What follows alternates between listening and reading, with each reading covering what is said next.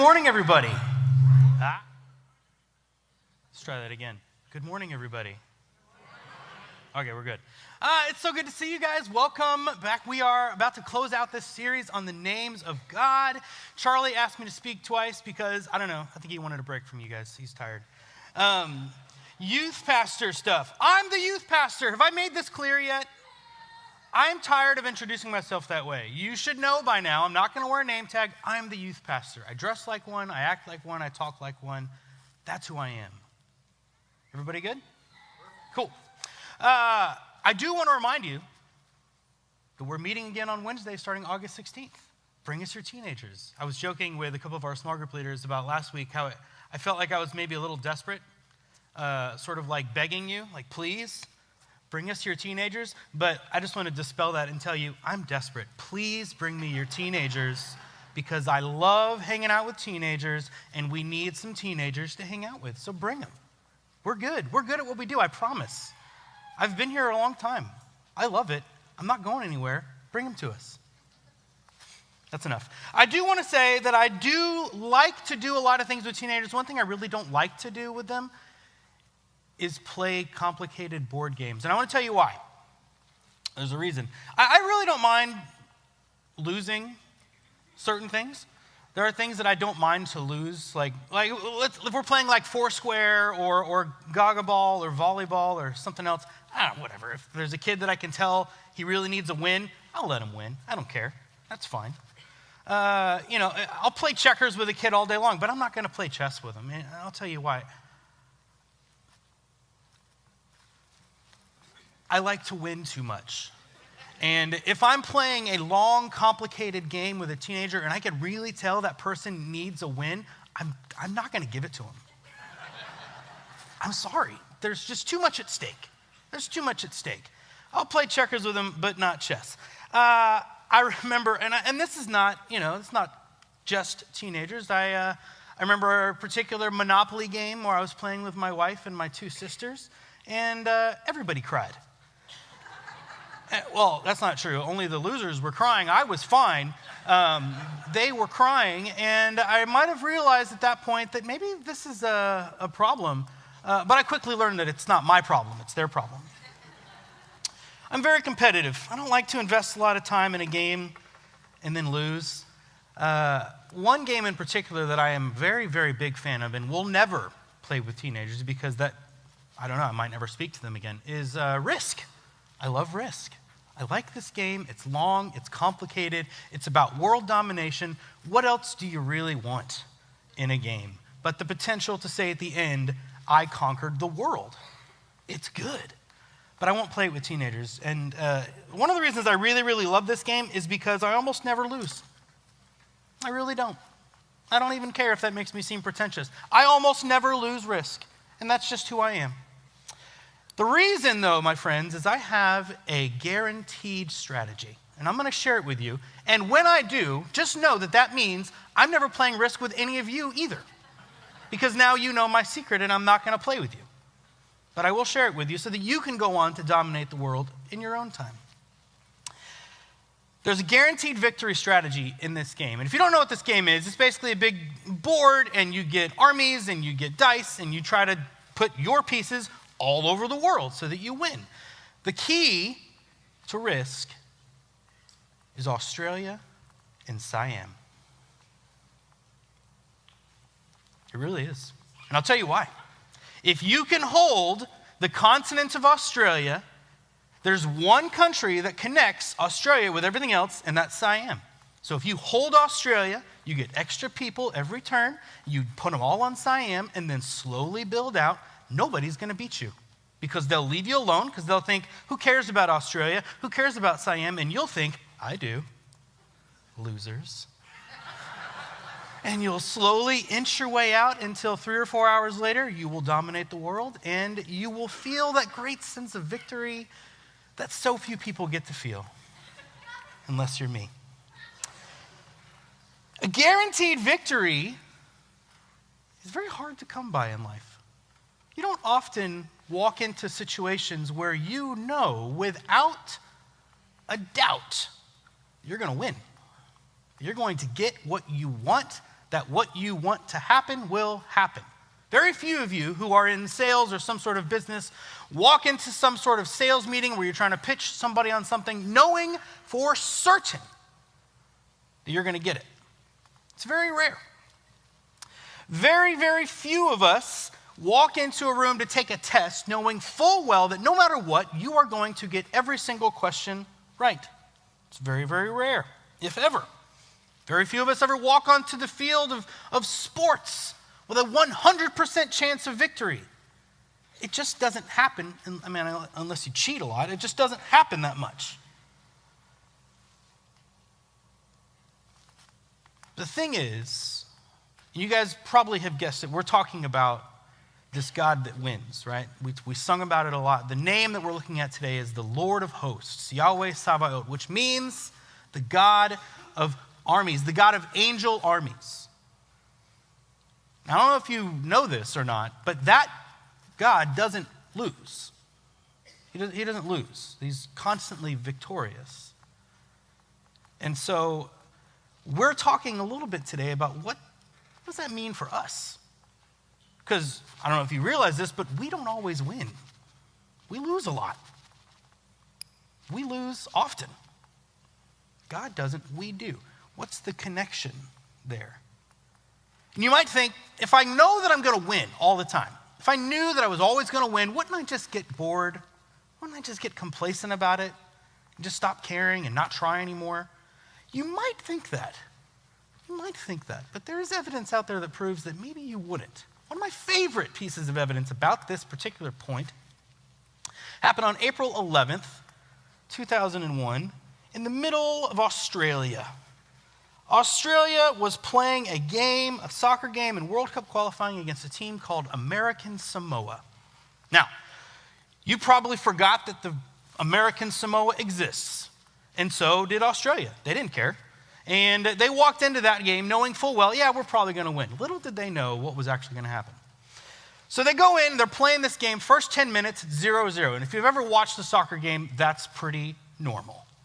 Sometimes it goes all the way through to the end of the game, 0-0. And I know that's why many of you don't watch it, but for me, I love it.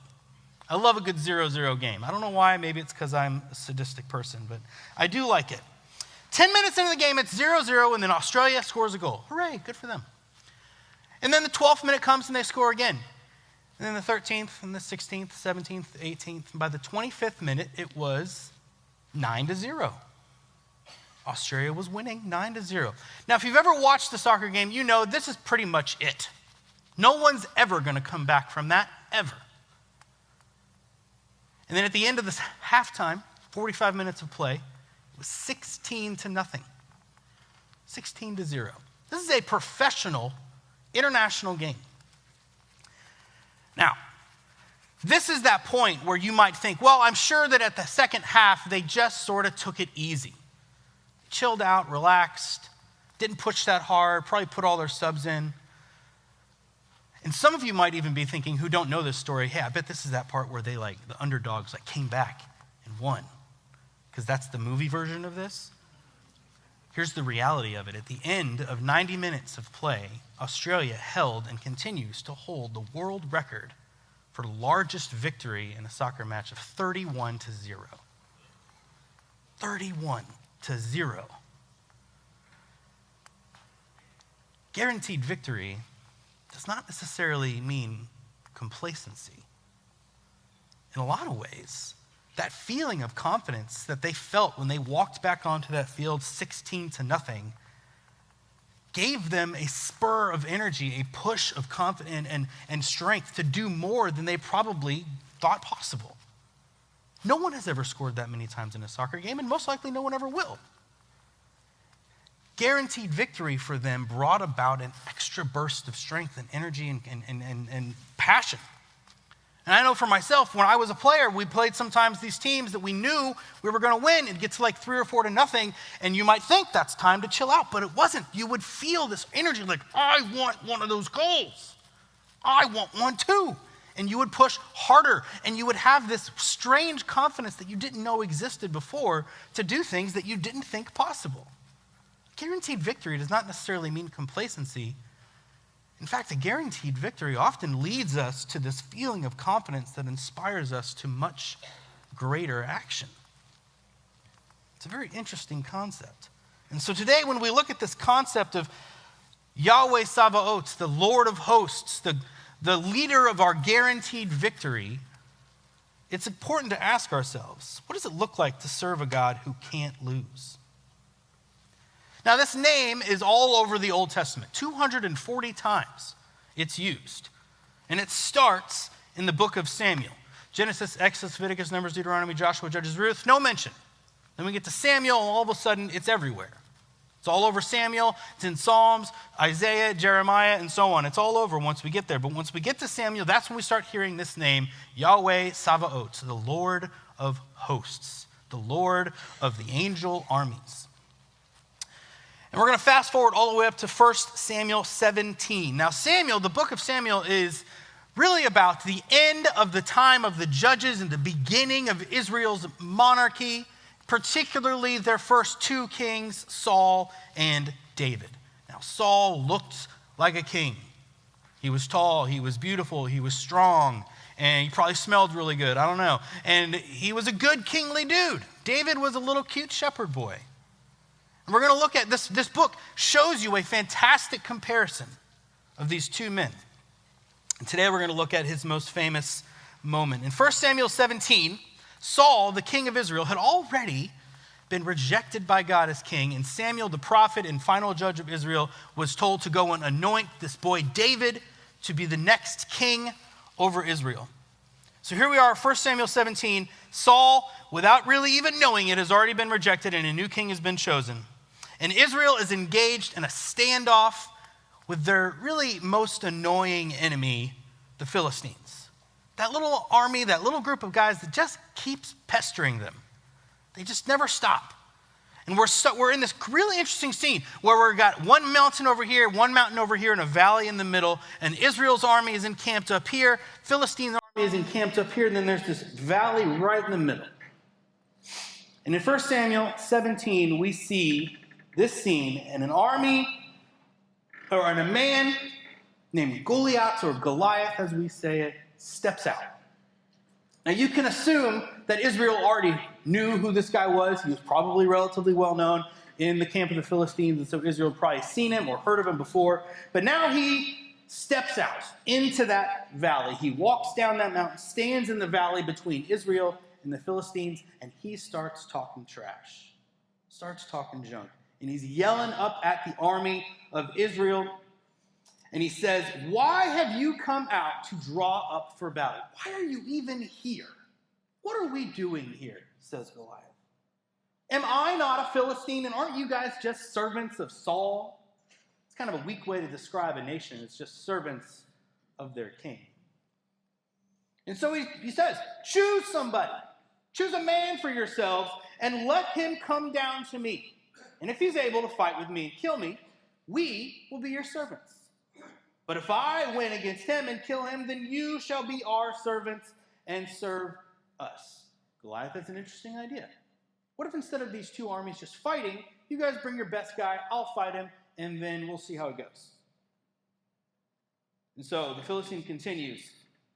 He felt like maybe that wasn't enough. He says, "I defy the ranks of Israel this day. Give me a man that we may fight together." One guy, big guy, the writer of Samuel describes him as over 9 feet tall. He's got big armor. He's got giant weapons. He stands there and he yells out at the people of Israel. And it seems, based on their response, which I'm going to read to you right here, that the people of Israel have forgotten some things. After Goliath does this, it says, "When Saul and Israel heard these words of the Philistines, they were dismayed and greatly afraid." Seems that the people of Israel, Saul, their king, have forgotten something that they should have remembered. Now, Goliath does this for 40 days, in the morning and the evening. He comes out, he yells at Israel, they get scared, he goes back, has some lunch, takes a nap, comes back out, does it again. Then David shows up. Little boy David, little shepherd boy David, was told by his dad, "Bring some food, to the army because his brothers are there. So he goes, he brings this food, and it just so happens that he appears when our good friend Goliath shows up, and David is confused. He is perplexed by this scene. He hears what Goliath is saying, and David does not feel this fear and dismay. David has a question. He says, "Who is this uncircumcised Philistine?"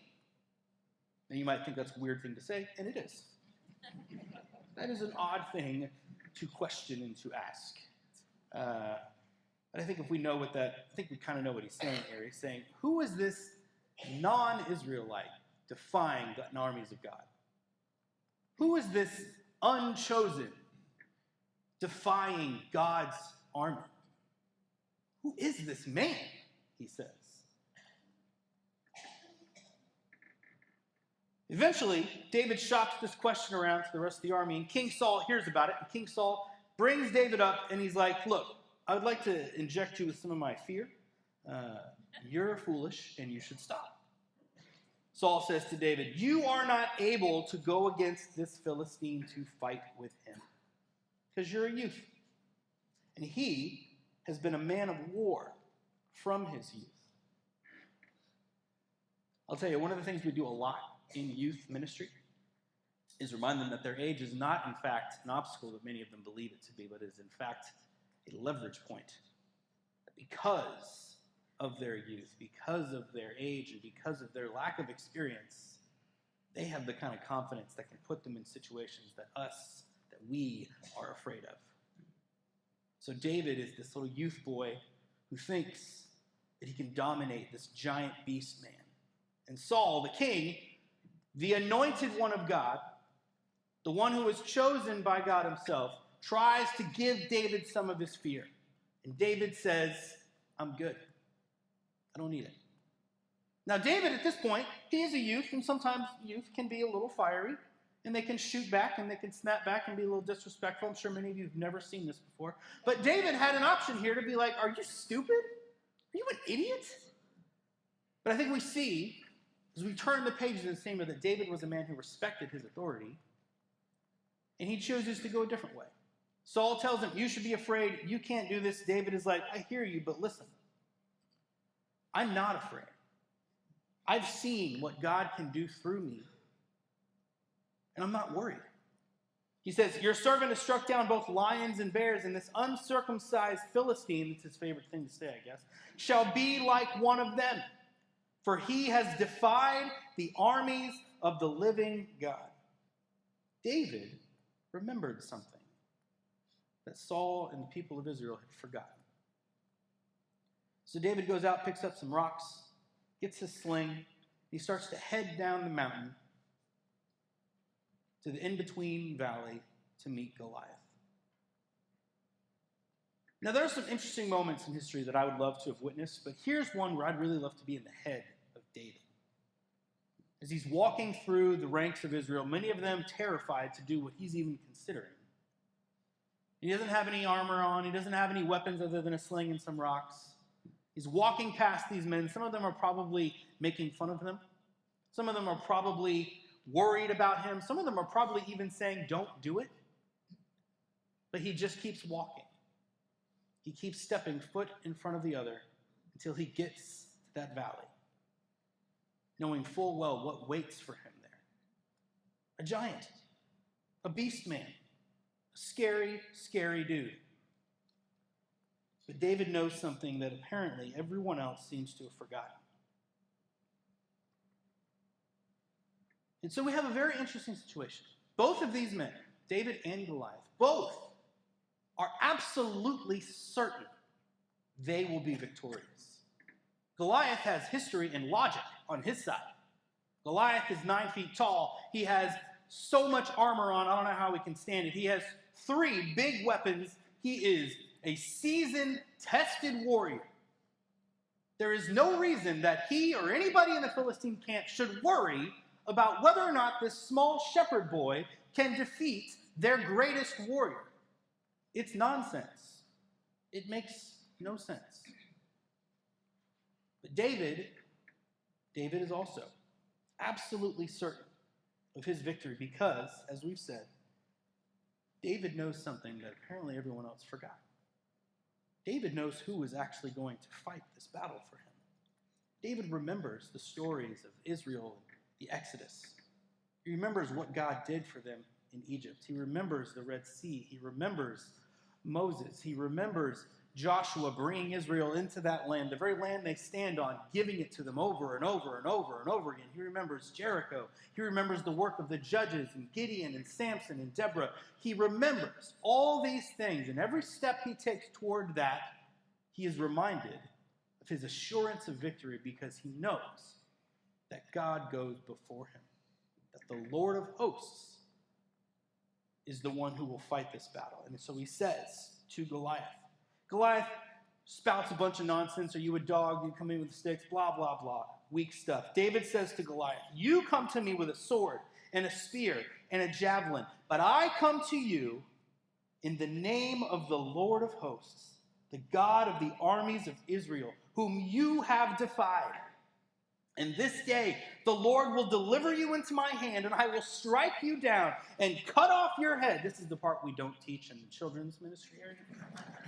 And I will give the dead bodies of the host of the Philistines this day to the birds of the air and to the wild beasts of the earth, that all the earth may know that there is a God in Israel, and all this assembly may know that the Lord saves not with sword and spear. For the battle is the Lord's, and he will give you into our hand. There has never been a better battle speech than this one. And imagine the scene. Imagine this moment. You see the army of the Philistines here, the army of the Israelites here, giant beast man here, tiny shepherd boy here, and they both start sprinting towards each other. Imagine the sound and the feeling that you would probably feel in the earth as Goliath stomps and stomps and stomps. He's got his armor on. He's got his shield bearer barely catching up behind him. He's got a sword, a spear, a javelin. I don't know, maybe he had 3 hands. I don't know where he's holding all these weapons. And then David saunters up with a rock and a sling, twirls it, throws it, the beast man falls. Imagine being there. Israel, I don't know. I mean, I guess Saul was taking a calculated risk here. I guess he assumed that, hey, if this boy goes out and wins, yay, we win. If this boy goes out and loses, everyone's probably going to feel a lot of sympathy. They might even feel a little righteous anger, and that might spur them to fight. There's no chance that Israel or Saul thought this was a possibility, but here it is. David, this little shepherd boy, puts his sling down, walks up, and it says, stands over the body of Goliath, pulls the sword, chops the man's head off, holds it up, and says, what? He pulls it back, he shows the Israelites. Philistines start freaking out. They're gone. Israel gets up. They chase. They pursue. Philistines leave. Israel won. Guaranteed victory. It's very hard to come by in life. But when we remember what David remembers that day, that we go forward with the Lord of hosts, it changes things. You see, David knew the outcome because he knew this Lord of hosts. He had been anointed. He was filled with the Holy Spirit, very much like us, and knew what was going to happen. You see, God's power is so substantial that we can trust in the future, and that trust can inspire confidence, which can lead us to world-changing actions. Our world may crumble around us, but we can have confidence because we know the future. We know what God is doing and what he has already done. It's another little story I want to share with you in 2 Kings 6. I feel like this one is a little bit less well known, but it is so interesting to me. See, a prophet named Elisha, not Elijah. Elijah got up with chariots of fire. Elisha, held his jacket as he did it. Elisha is brimming with confidence in the Lord of hosts, just overflowing with confidence and power as a prophet. in Israel, so much so that Israel is fighting with Syria, and he just tells the king all the time, like, yeah, he's over there. Yeah, the army's coming from the south. He doesn't have any spies. He just knows. God is giving him all this, and he's brimming with confidence, so much so that the king of Syria targets Elisha himself, sends an army of chariots, and horsemen, and soldiers to surround the city where Elisha is hanging out. And that morning, Elisha's servant wakes up, looks out and sees it, and is freaked out. He says, "Alas, my master, what shall we do?" And Elisha said, "Do not be afraid." Elisha knew something that the Syrian army didn't know, that his own servant didn't know. He knew something. I read the story, and for some reason, I go straight to Jesus on the boat with his disciples. It's storming. They're freaking out. They feel like they're just about to die. Jesus is chilling, taking a nap. There's an army surrounding the city. Elisha is asleep. His servant wakes him and says, "What are we supposed to do?" And Elisha's like, "Don't worry. Don't be afraid." And then he tells him something very interesting. He says, "Do not be afraid, for those who are with us are more than those who are with them." It doesn't say this, but I have to imagine this is the moment where Elisha's servant is like, "Who? Where? We're not an army. It's you and me. We don't have army. We don't have weapons." And then Elisha does something. It says, Elisha prayed and said, "Lord, show him what I can see." So the Lord opened the eyes of the young man, and he saw, and behold, the mountain was full of horses and chariots of fire all around Elisha. Elisha's servant got to take a peek behind the veil and see God's army. Now, you might think this is the moment where Elisha said, "And go get them." Where Elisha calls to that army of fire and says, "Defeat my enemies." But Elisha was so filled with confidence from God that he did something far better and weird. This is a weird one. After he reveals this army of fire, he prays, "God, make the Syrian army blind." So he does. And then Elisha walks out, and he's like, "Hey guys, you're in the wrong place. Let me show you where we need to go." So this blind Syrian army follows this voice, this man. And Elisha leads them into Samaria, where the king of Israel is. He brings them to the very palace, walks up to the king of Israel and says, "Look what I got." And the king says to him, "Should I destroy this army for you?" And Elisha's like, "I have a much, much better idea. Watch this." And he prays and asks for the Syrian army to no longer be blinded, and then they regain their sight. And he tells the king of Israel, "Why don't you feed them and send them home?" And it says, in 2 Kings, it says, I want to read this because it's hilarious. "He prepared for them a great feast, and when they had eaten and drunk, he sent them away, and they went to their master. And the Syrians did not come again on raids into the land of Israel." Confidence in God's power and strength can lead us to inspiring, world-changing action. If confidence in victory leads to complacency, then in that moment, Elisha would have woke up, saw it, and said, "I don't know, kill those guys and gone back to sleep." There was so much confidence in Elisha's heart because he knew the outcome of this battle, that he saw no need for violence. He saw no need for this to happen. And decided instead, why don't I do something crazy? This is what confidence in the Lord of hosts can lead us to. World-changing, inspiring action. You see, when I lived around the world, my dad was in the Air Force, and so I lived in lots of different places: Spain, California, Florida, Philippines, Hawaii, Italy, Germany. That's where I grew up. And a lot of times, there would be problems. I remember when we lived in the Philippines, sometimes there was some really strong anti-American stuff going on. There would be riots and there would be rallies, and we would all be told to come to the military base. I got to be honest with you.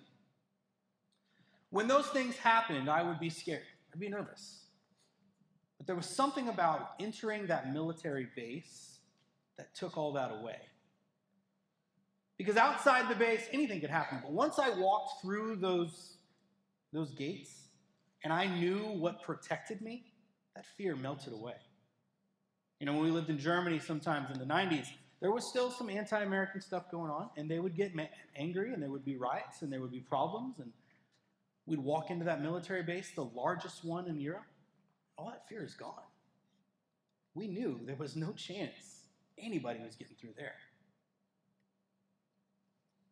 Psalm 46 talks a little bit about this. Because, I know God doesn't lose. I know God loves me, and that God's army is bigger than all the others, and in him I can take refuge. Psalm 46, I want to read this to you guys. We sang this in worship this morning. This is the Message translation, so it sounds a little different, and it really gets to me. I want to read this to you. It says, God is a safe place to hide, ready to help when we need him. We stand fearless at the cliff edge of doom, courageous in sea storm and earthquake, before the rush and roar of oceans, the tremors that shift mountains. Jacob wrestling God fights for us. God of angel armies protects us. River fountains splash joy, cooling God's city, the sacred haunt of the Most High. God lives here. The streets are safe. God at your service from crack of dawn. Godless nations rant and rave. Kings and kingdoms threaten, but earth does anything he says. Jacob wrestling God fights for us. God of angel armies protects us. Attention, all. See the marvels of God. He plants flowers and trees all over the earth. Bans war from pole to pole. Breaks all the weapons across his knee. Step out of the traffic. Take a long, loving look at me. Your high God, above politics, above everything. Jacob, wrestling God, fights for us. God of angel armies protects us. So what do we fear? I want to be clear here. I'm not against fear. There are some fears that are helpful. You should be afraid to jump into the shark tank at the zoo. It's a bad idea. The fear that you feel about that is good, and God does not want to take it from you. But there are some fears that cripple us. There are some fears that live in our hearts that hold us back from that confidence in the Lord of hosts. Maybe you're afraid, as I am often, to share your faith with other people. Maybe you're afraid that it's embarrassing, or maybe you're afraid that it's going to offend them. I want to propose today that what if you remembered that ours is a God with an army unmatched by any the world has ever seen? What if you walked into that conversation knowing that God had already won? Maybe we fear trusting God with our finances. Maybe we're afraid that if we relinquish control in that area, it might not work. What if we remembered that the Lord of hosts goes with us wherever we go? Maybe we're afraid to go after what we feel God has really called us to. Maybe we're worried that there's just too much wrong with us and we'll never be made holy. Maybe we have addictions, secrets, anger, anything. What if we looked around, opened our eyes, and saw the chariots of fire, the angels armed to the teeth in support of you and God? Who can we fear?